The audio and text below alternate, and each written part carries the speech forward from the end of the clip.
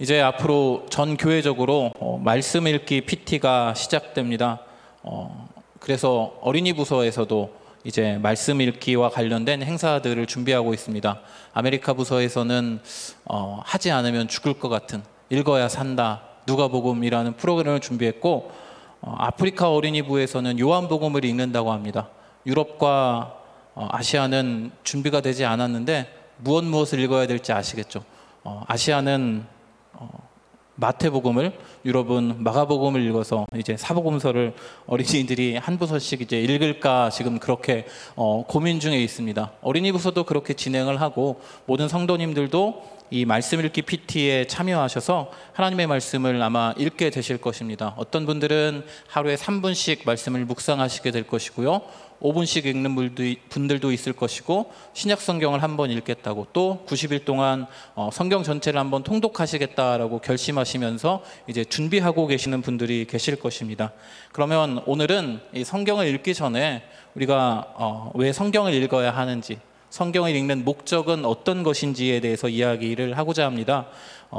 마가복음에 등장하는, 오늘 함께 읽으셨던 이 어떤 서기관이 질문하는 이 질문을 통해서 성경을 왜 읽어야 할까에 대해서 살펴보려고 합니다. 성경을 읽는 목적에 대한 것으로 이미 다 알고 계시는 내용들일 겁니다.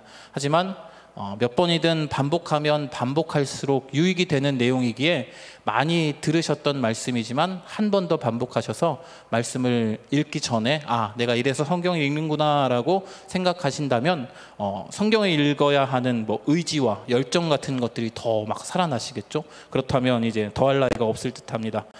그래서 성경을 읽는 이유에 대해서 오늘은 2가지 정도만 같이 말씀을 나눠보려고 합니다. 첫 번째입니다. 성경을 읽는 이유 첫 번째는 하나님을 알기 위해서입니다. 성도님들은 저에 대해서 얼마나 알고 계시나요?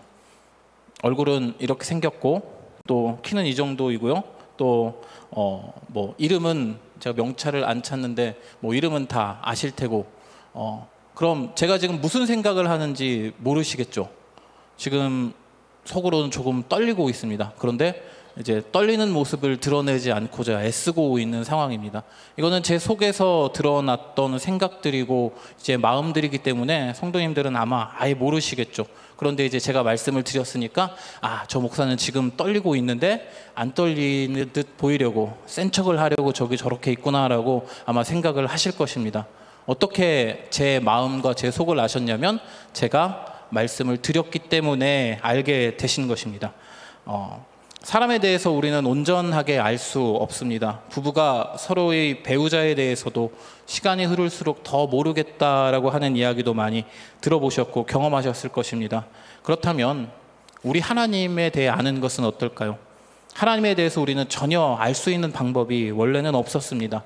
그분은 볼 수도 없는 분이시고, 또 우리의 죄 때문에 하나님과의 관계가 끊어졌기에 우리는 하나님에 대해서 알 수 있는 방법이, 하나님께 다가갈 수 있는 방법이 한 가지도 없었던 그러한 사람들입니다.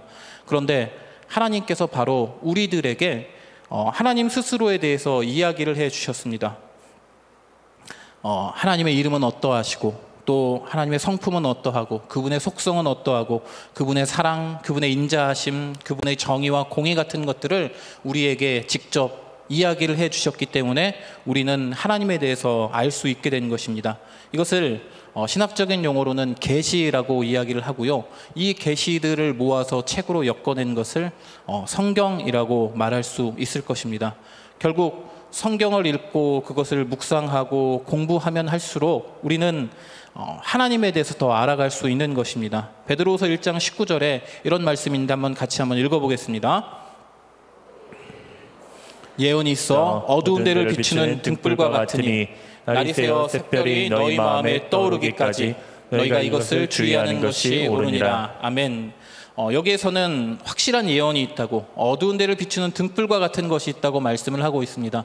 예수님이 어떤 분이신지 너희들이 이것에 주의하면 더 분명하게 알 수 있다라고 지금 베드로 사도가 편지를 통해서 이야기하고 있는 것인데요, 이것을 주의하라 해서 이것은 무엇인지 그 다음 절의 말씀을 보면 알 수 있습니다. 우리 20절의 말씀을 같이 한번 읽어보도록 하겠습니다.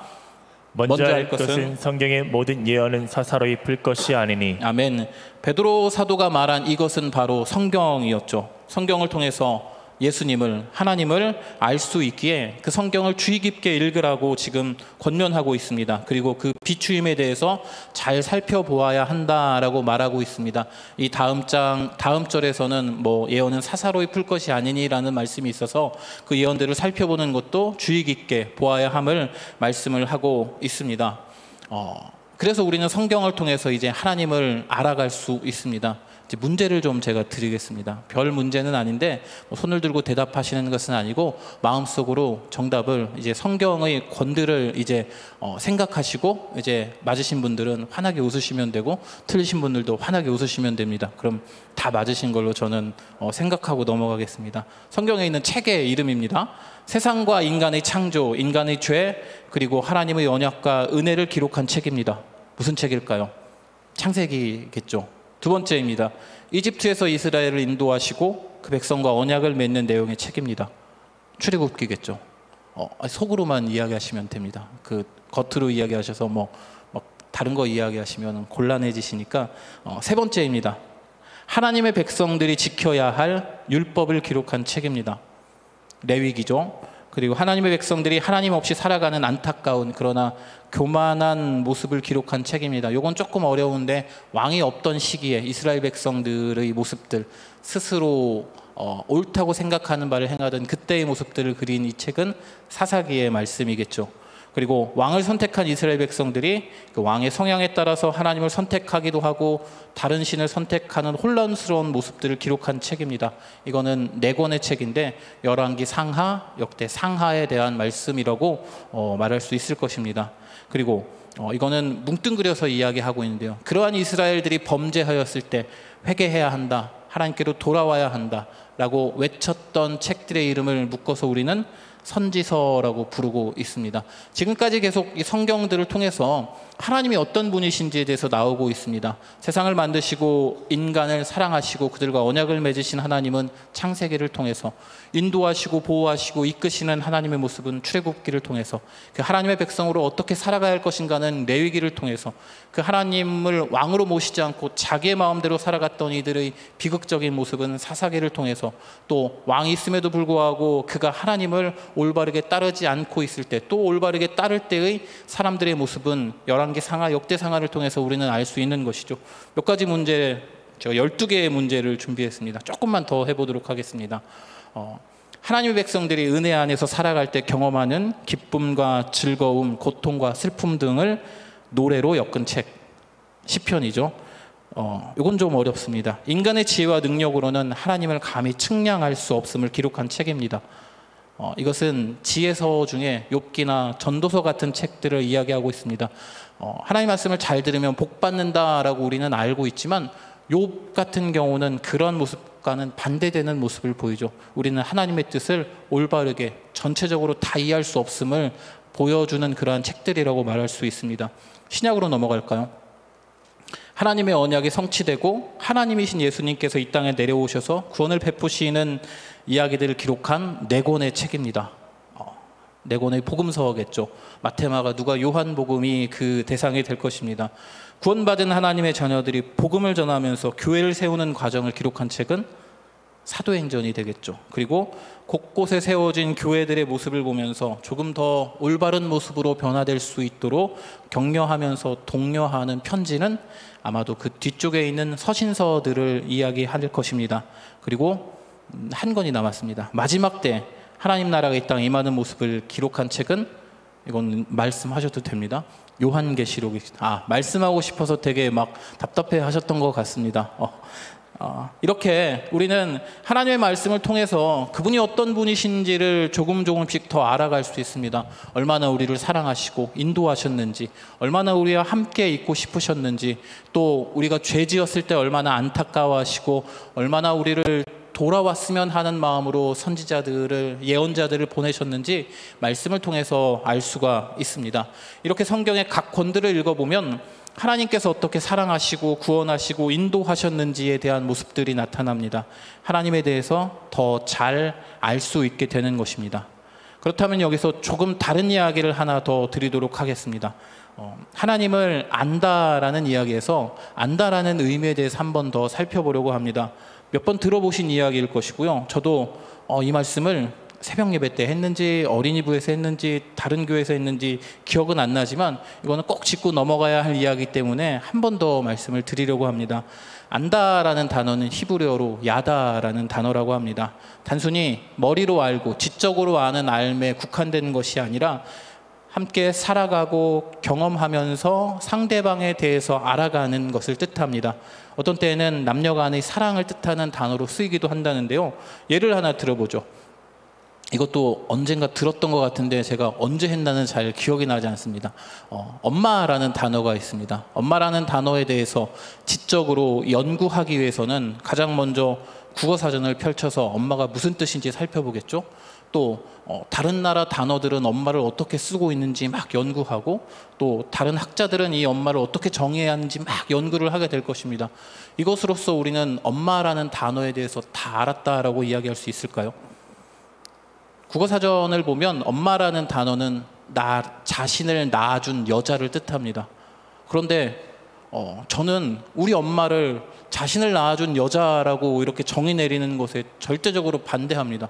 아니 그런 정의만 가지고 우리 엄마를, 우리 어머니를 정의 내린다는 것은 어머니한테 너무 미안하고 이거는 엄마에 대한 그 완전한 정의가 될 수 없고 내가 아는 것과도 너무 다르기 때문입니다.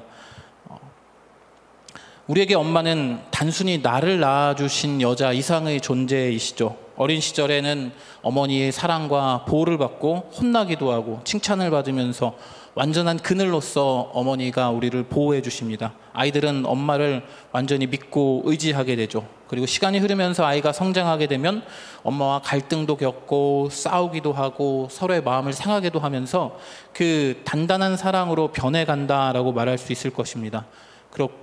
그러면서 아이는 이제 엄마에 대해서, 어머니에 대해서 조금 다른 모습들을 점점 더 알아가게 되겠죠. 그리고 아이가 어른이 되면 결혼도 하고 자녀를 낳으면서 우리 어머니에 대해서 더 분명하게, 더 또렷하게 이해하게 됩니다. 우리 엄마가 왜 그때 그렇게 행동했는지 등에 대해서 더 이해하게 될 것입니다.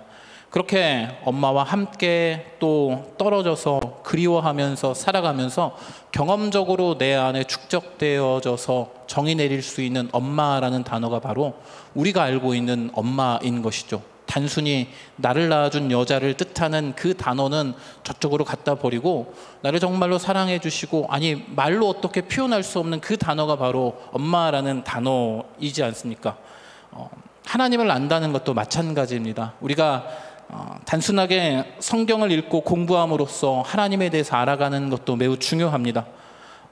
하지만 그 하나님이 내 삶 속에서 어떤 은혜를 베풀어 주셨고 또 어떤 인도함과 보호함을 주셨고 또 이것들을 경험을 통해서 또 말씀을 통해서 확인되어질 때 우리는 하나님에 대해서 안다라고 말할 수 있습니다. 평생에 걸쳐서 하나님과 동행하면서 말씀 속에 계신 하나님을 알고 확인하는 과정을 통해서 우리는 하나님을 안다라고 말할 수 있을 것입니다. 즉 성경을 읽는 목적 중에 이 시간에 첫 번째로 말씀드리는 것은 하나님을 알기 위해서, 성경을 통해 하나님을 알되 삶을 통해서 하나님을 경험적으로 알기 위해서 우리는 성경을 읽어야 한다라고 말씀드리고 있습니다. 어려운 상황 속에서 하나님이 주시는 위로와 평안함을 경험했다면 성경이 말씀하고 있는 위로의 하나님 또 평안의 하나님을 우리는 지식적으로 경험적으로 알게 된 것이고 이때야 비로소 하나님을 안다라고 조금이나마 말할 수 있게 되는 것이죠. 하나님을 아는 것의 가장 궁극적인 측면은 하나님이신 예수님 그리고 하나님이신 성령님을 알므로써 그분의 구원하심에 대해서 알고 믿게 되는 것입니다. 우리 요한복음 20장 31절에 있는 말씀을 같이 한번 읽어보도록 하겠습니다. 오직 이것을 기록함은 너희로 예수께서 하나님의 아들 그리스도이심을 믿게 하려 함이요 또 너희로 믿고 그 이름을 힘입어 생명을 얻게 하려 함이니라. 아멘. 성경을 통해서 우리는 예수님께서 우리의 구원자이시며 우리의 주인이심을, 그분으로 인해서 우리가 생명을 얻게 되었음을 알고 믿게 됩니다. 이것이 우리가 알고 있는 가장 궁극적인 하나님께서 우리에게 행하시는 그 모습이겠죠. 정리해 봅니다. 성경을 읽는 첫 번째 목적은 하나님을 알기 위해서입니다. 그리고 그 알은 지식적인 알에 그치는 것이 아니라 삶을 통해서 경험을 통해서 하나님을 알아가는 것을 의미하는 이 암 속의 가장 중요한 부분은 구원하시는 하나님에 대한 부분이라고 지금 말씀을 드렸습니다. 이제 성경을 읽는 두 번째 이유입니다. 두 번째 이유까지밖에 없습니다. 세 번째, 네 번째는 준비하지 않았으니 54분이니까 뭐 끝나야 될 시간에 끝나게 되겠죠. 두 번째 이유는 하나님의 말씀대로 살아가기 위함입니다. 하나님의 말씀대로 살아가야 한다는 것에 대해서는 모두가 동의하시는 부분일 텐데요.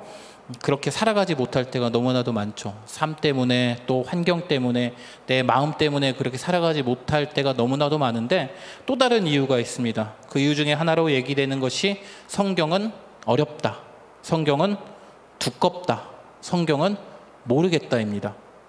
실제로 성경은 어렵기도 하고 두껍기도 합니다. 하루 종일 성경만 읽는다면 뭐 이틀에서 3일 정도 걸린다는 이야기도 있고요.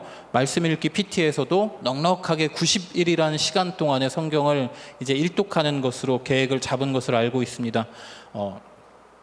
하나님의 말씀인 성경을 읽고 나는 그대로 살아가야겠다라고 결심했지만 어렵고 두꺼워서 포기하시는 분이 계시다면 오늘 예수님께서 전해주시는 이 말씀을 들으시면 그 고민이 해결되실 것입니다.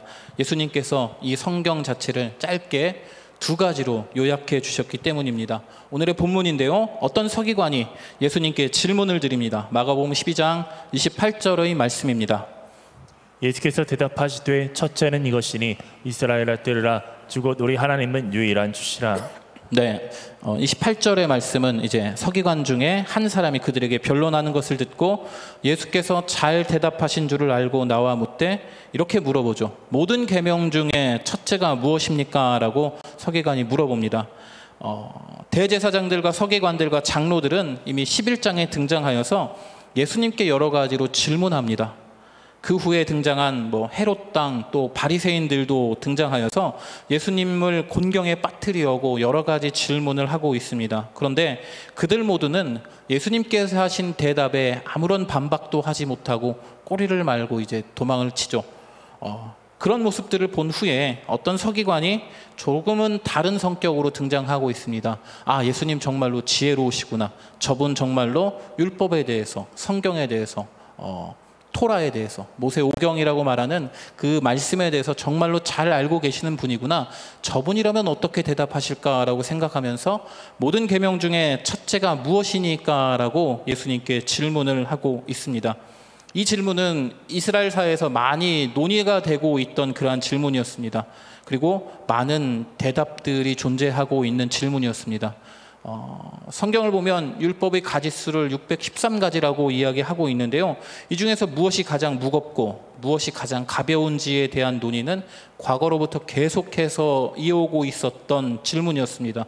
또 율법이 서로 상충되는 경우에, 서로가 부딪히는 경우에 무엇을 더 우선해야 할 것인가에 대한 논의도 계속 있어 왔습니다. 율법을 잘 가르치기 위해서 이것을 하나로 종합하려는 시도들도 있었고요. 많은 랍비들이 여기에 대해서 그 질문에 대답을 하였고, 질문을 한 서기관조차도 이것에 대해서 잘 알고 있었고 자신만의 대답을 가지고 있었을 것입니다.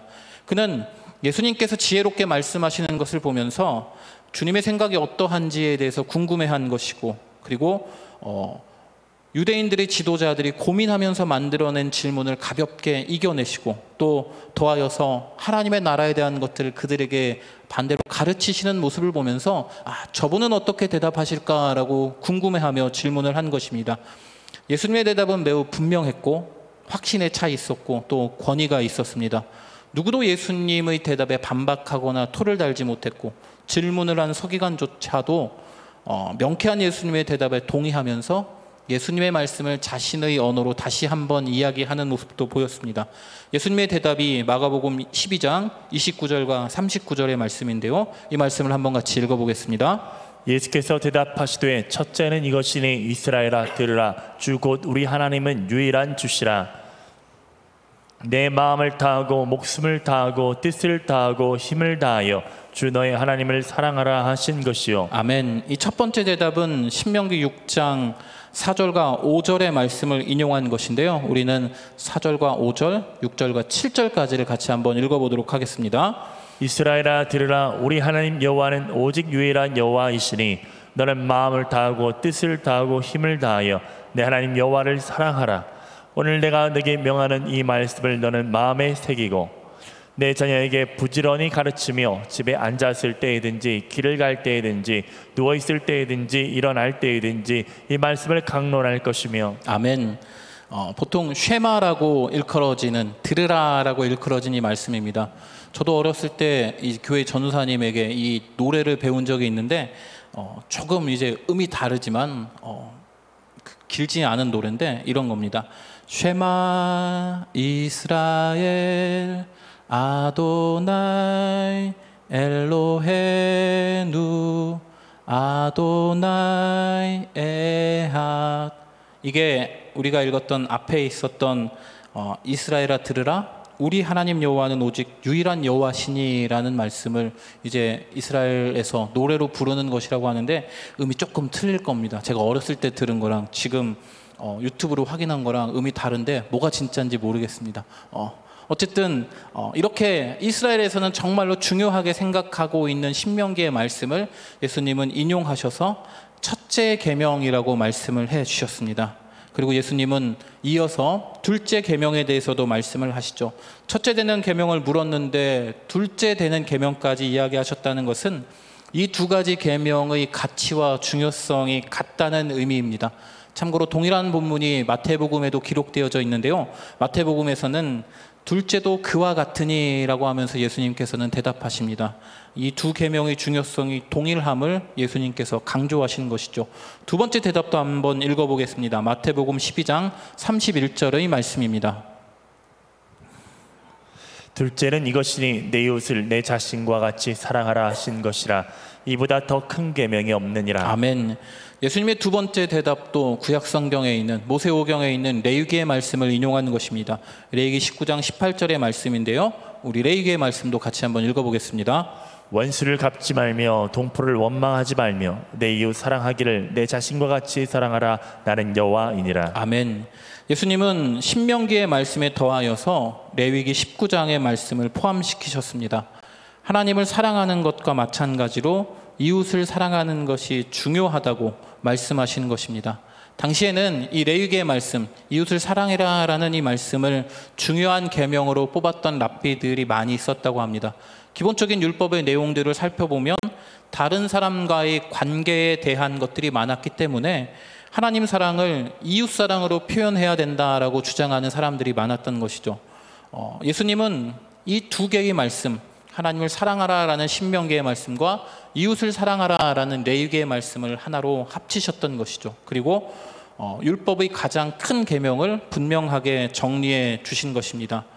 이 첫째, 둘째 요약하면 하나님을 사랑하라, 이웃을 사랑하라라는 예수님이 말씀하신 이 두 개의 계명은 10계명에 기록된 두 개의 돌판과 연결시키는 사람들도 있습니다.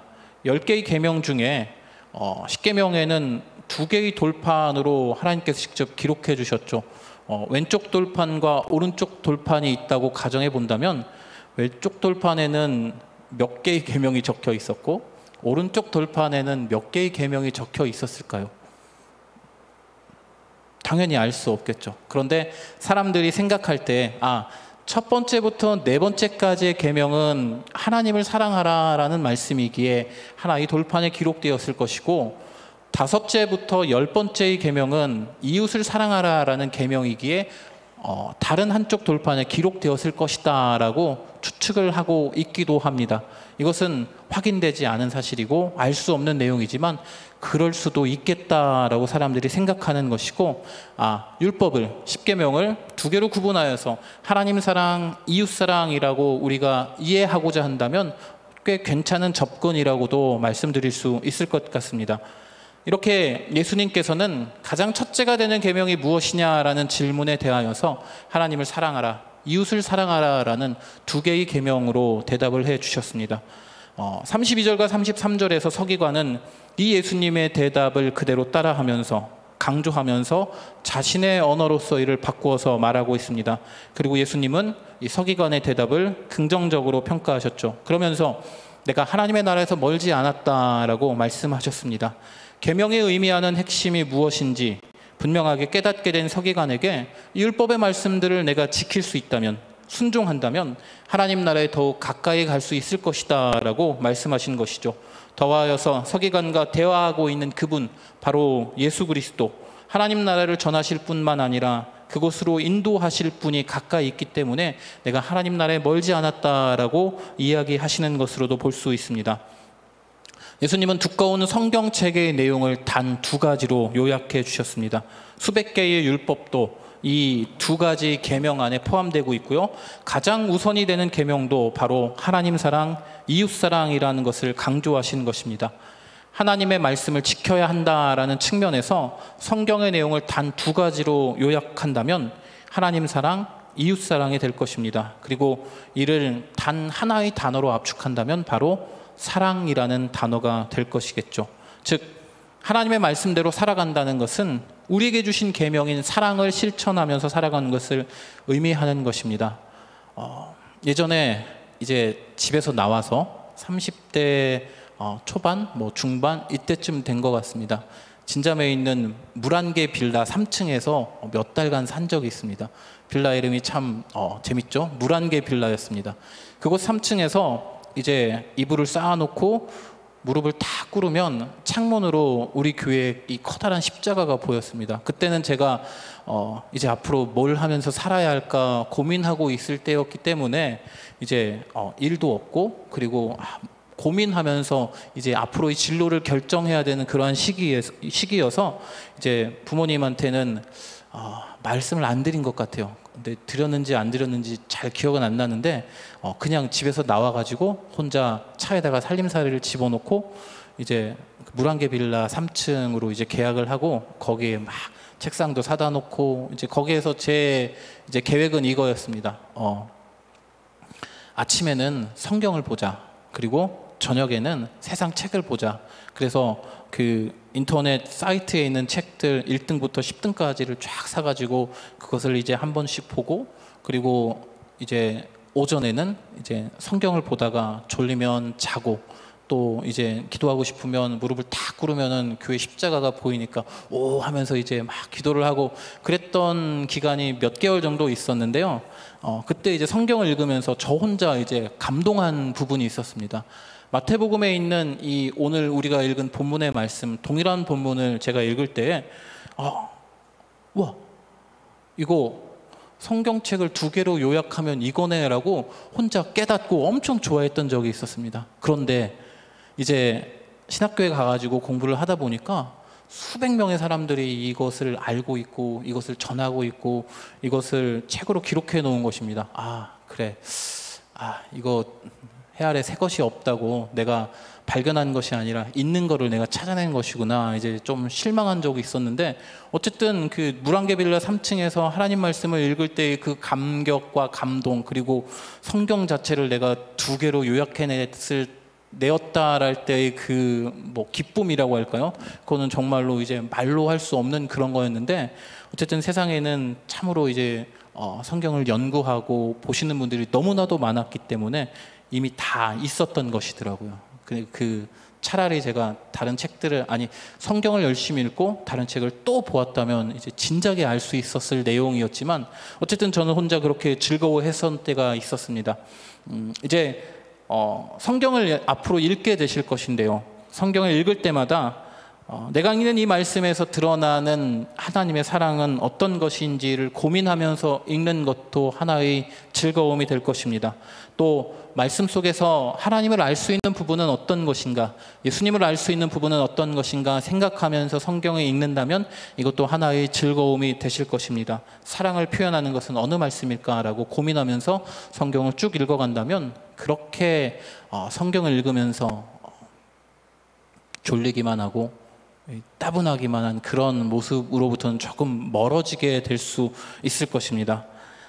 예수님께서는 자신의 전 생애를 통해서 이 사랑을 실천을 하셨습니다. 그리고 스스로 말씀하신 첫째 계명과 그에 버금가는 둘째 계명을 지키셨습니다.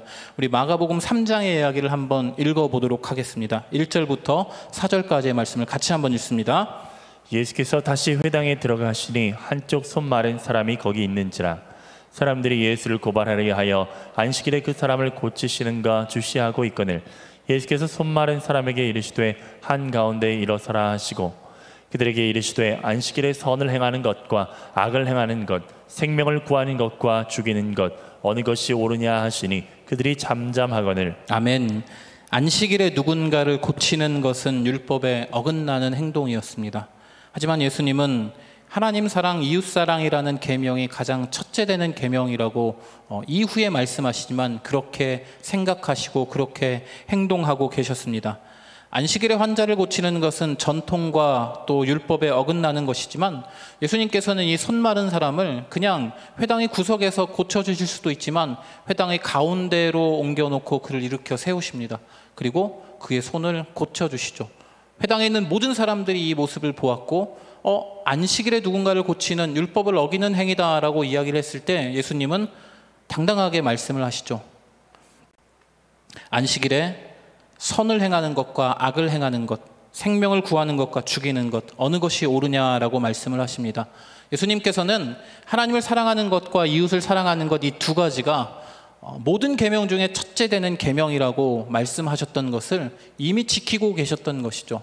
또 율법의 내용들이 서로 상충하게 될 때, 서로 부딪히게 될 때 무엇이 가장 우선인지 하나님을 사랑하는 것과 이웃을 사랑하는 것이 가장 우선이 되는 것이다 라고 이미 삶으로서, 사역으로서, 행동으로서 보여주고 계십니다. 이런 이야기들은 상당히 많이 있습니다. 제자들이 배가 고플 때 밀을 까서 먹었던 그때의 모습들도 배고프면 먹어야 되지 않겠느냐라고 이야기하시는 장면이 있죠. 또 장로들의 전통 중에 고르반이라고 하는 그 전통, 하나님께 드린다라는 이 전통을 비판하시면서 그것이 무슨 전통이 될 것이냐라고 하시면서 예수님은 하나님을 사랑하는 것, 이웃을 사랑하는 것 이것이 정말로 첫째 되고 중요한 계명이다라고 계속해서 말씀을 하고 계셨습니다. 오늘은 성경을 읽어야 하는 두 가지 이유에 대해서 말씀을 드렸습니다. 첫 번째는 하나님을 알기 위해서입니다. 하나님께서 스스로에 대해 말씀해 주신 계시가 성경에 모여져 있기 때문에 우리는 성경을 통해서 하나님을 알 수 있습니다. 그리고 이 알은 지식적인 알에서 그쳐서는 안 되며 지식과 경험이, 지식과 삶이 함께하는 알므로 나아가야 한다라고 말씀을 드렸습니다. 두 번째는 하나님의 말씀을 알아서 그것을 지키기 위해서 성경을 읽어야 한다라고 말씀을 드렸습니다. 말씀대로 살아가기 위해서라고 간단하게 말씀드릴 수 있을 것 같은데요. 수많은 계명과 율법은 하나님 사랑, 이웃 사랑이라는 계명으로 요약되며 대표될 수 있습니다. 진정으로 하나님을 사랑하고 이웃을 사랑한다면 모든 율법은 그 안에서 녹아져 내릴 것입니다. 그러므로 성경과 삶을 통해서 하나님을 알아가는 우리 모두가 되기를 예수님의 이름으로 축복합니다. 또 말씀에 따라서 하나님과 이웃을 뜨겁게 사랑하는 우리 모두가 되기를 예수님의 이름으로 축복합니다. 기도하시겠습니다. 하나님 감사합니다. 하나님을 예배하게 하시고 말씀을 듣게 하시고 하나님의 말씀을 가까이 하기 위한 목적에 대해서 살펴보게 하심에 감사를 드립니다. 조신 하나님, 이제 하나님의 말씀을 전 교회가 함께 가까이 하며 읽게 될 것인데 이 말씀을 가까이 하며 읽게 되는 목적에 대해서도 분명하게 생각할 수 있도록 도와주옵소서. 성경을 통하여서 우리 하나님을 더 잘 알아갈 수 있도록 도와주옵소서. 성경을 통하여서 하나님이 원하시고 기뻐하시는 것이 어떤 것인지, 가장 첫째 되는 계명이 어떤 것인지 알 수 있도록 도와주시고 그것을 행할 수 있도록 주님 인도하여 주옵소서. 이제 하나님께 찬양하고 기도하는 모든 시간 가운데 함께 하시고 은혜 베풀어 주실 주님께 감사드리며 또한 드려진 예물 가운데 주님 은혜 베풀어 주시고 하나님 나라와 교회를 위해서 잘 사용될 수 있도록 도와주옵소서. 하나님, 기도의 제목들을 하나하나 살펴보시고 하나님의 뜻 안에서 응답하여 주옵소서. 예수님 이름으로 기도합니다.